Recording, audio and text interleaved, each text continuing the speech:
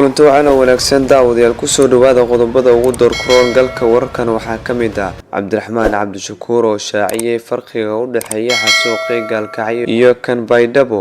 Puntland oo jawaab kulul ka bixisay hadal aysan jeclaysan oo ka soo baxay Koonfur Galbeed ee Soomaaliya. Dowladda Federaalka Soomaaliya war ka soo saartay cabsida laga qabo cudur xiisadii ka dhalatay xilka qaadistii dabageed oo aan weli wax xal laga gaarin iyo magaalada Beledweyne oo laga dareemayo xiisad dagaal.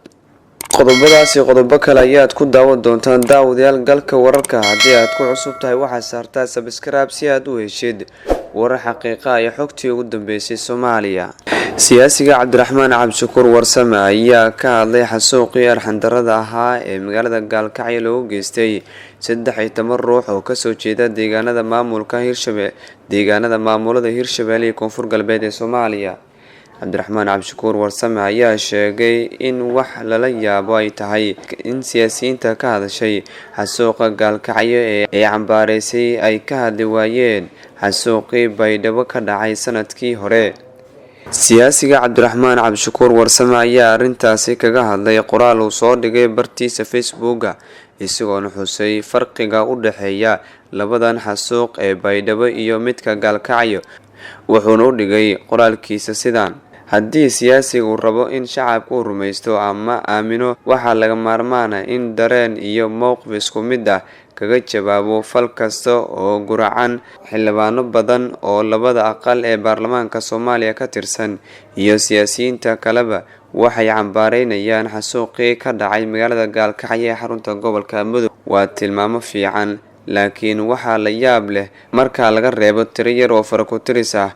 inta badan xildhibaanada iyo siyaasiyiinta xasuuqa Gaalkacyo cambaareeyay joog kamaysan oran labada aqal ee baarlamaanka Soomaaliya ma soo hadal qaadeen xasuuqii ay sanadkii hore Baydhabo ka geysteen ciidamada dowladda iyo kuwa Itoobiyaan ah, balse in badan oo kamid ah ay taageereen. farqiga u dhaxeeya labada xasuuq waa in kii Baydhabo ka dhacay ay dowladda ka dambeysay oo lagu dhici waayay in la cambaareeyo, laakiin xasuuqii Gaalkacyo ka dhacay cid gooni oo cambaareyntiisa looga cabsado. taasi ayaana keentay in cid walba cambaareyso, halkii xasuuqii Baydhabo xildhibaanada iyo siyaasiyiinta tiro yar ay ku dareemeen. madaxweynihii ugu horeeyay Soomaaliya mudane Aadan Cali Cusmaan ayaa laga reebay Soomaaliyay dadkiina kala barta, ayuu yiri Cabdiraxmaan Cabdishakuur Warsame. nabadoon Cabdullaahi Maxamuud Jibriil oo kamid ah nabadoonada Puntland ee gobolka Nugaal ayaa si adag ugu falceliyay hadal ay shalay jeediyeen odayaal ku sugan magaalada Baydhabo ee xarunta gobolka Bay. odayaashaas ayaa bulshada Koonfur Galbeed ee ku nool Puntland ugu baaqay inay soo qaxaan kadib markii habeen hore dad lagu laayay koonfurta Gaalkacyo ee gobolka Mudug. nabadoonka ayaa wax laga xumaado ku tilmaamay hadalka odayaasha ay ka jeediyeen magaalada Baydhabo oo ku tilmaamay mid lagu afligaadeeyay sharafta iyo karaamada maamulka Puntland iyo shacabkeeda intuba, maadaama sida uu sheegay aysan jirin wax dhibaato ah oo aan bulshada ka soo jeeda Koonfur Galbeed loogu geystay deegaanada Puntland. waxa uu sheegay in shacabka ka soo jeeda deegaanada Koonfur Galbeed Soomaaliya ay si nabada iyo xorriyada ugu nool yihiin gudaha Puntland, isla markaana ganacsi ay ku haystaan iyagoo aan la kulmin wax dhibaato. dhanka kale nabadoonka ayaa wax laga xumaado ku tilmaamay xasuuqii koonfurta magaalada Gaalkacyo loogu geystay shacab ka soo jeeda deegaanada maamulka Hirshabelle iyo Koonfur Galbeed. wuxuu tacsi u diray eheladii iyo qoysaskii ay ka dhinteen dadkii lagu xasuuqay magaalada Gaalkacyo ee xarunta gobolka Mudug. wasaaradda caafimaadka iyo daryeelka bulshada ee xukuumadda Soomaaliya ayaa war ka soo saartay xanuunka Ebola oo la sheegay in uu ka dilaacay dalka Uganda oo Soomaaliya ay ka joogaan ciidamo fara badan. sarkaal ka tirsan wasaaradda caafimaadka dalka Uganda ayaa toddobaadkii tagay wakaaladda wararka ee AFP u sheegay in wiil yar oo 5 jir ahaa oo maanta u dhintay cudurka Ebola, kaas oo maalmo ka hor laga helay cudurkaasi. kiiskaasi ayaa noqonaya kii ugu horeeyay ee dalkaasi tan iyo markii dalka dariska ay yihiin ee Jamhuuriyadda Dimuqraadiga Kongo uu ka dilaacay cudurkaasi.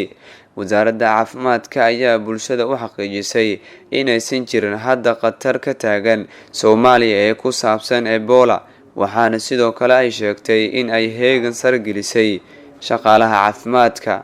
waxa weli xal buuxa laga gaarin xiisada ka dhalatay xilka qaadistii madaxweyne Waare uu ku sameeyay gudoomiyihii gobolka Hiiraan Yuusuf Axmed Hagar Dabageed. Magaalada Beledweyne ee xarunta gobolka Hiiraan waxa weli ka socda kulamo kala duwan oo u dhaxeeya qaar ka mid ah waxgaradka magaalada Beledweyne iyo guddi wasiiro ah oo madaxweynaha Hirshabelle u xilsaaray xaaladda ka taagan magaalada Beledweyne. magaalada Beledweyne ee xarunta gobolka waxaa shalay tagay xildhibaano iyo wasiiro ka tirsan maamulka Hirshabelle si ay ugu mid noqdaan mas'uuliyiinta Beledweyne u tagay in ay xaliyaan khilaafka madaxweyne Waare iyo gudoomiyihii gobolka Hiiraan ee xilka laga qaaday Yuusuf Hagar Dabageed. xaaladda magaalada Beledweyne ayaa degnayd maalmihii ugu dambeeyay waxaana magaalada ku sugan ciidamo ka tirsan xoogga dalka Soomaaliyeed iyo ciidamada dowladda Jabuuti ee ka howlgala gobolka Hiiraan. qaar ka mid ah waxgaradka magaalada Beledweyne ayaa sheegay in ay doonayaan in ay waan ku dhameeyaan xiisada ka dhalatay xilka qaadistii gudoomiyihii gobolka Hiiraan. madaxweyne Waare ayaa 13 bishan dibadbaxyaal careysan iyo ciidamo daacad u ah Yuusuf Dabageed ay u diideen inuu gudaha u galo magaalada Beledweyne waxaana uu weli ku sugan yahay xerada ciidanka AMISOM. kulan dhaxmaray odayaasha dhaqanka ee madaxweyne Waare ayaa waxa lagu eedeeyay madaxweyne Waare in uu ka dambeeyay dilkii taliyihii ciidanka booliiska gobolka Hiiraan.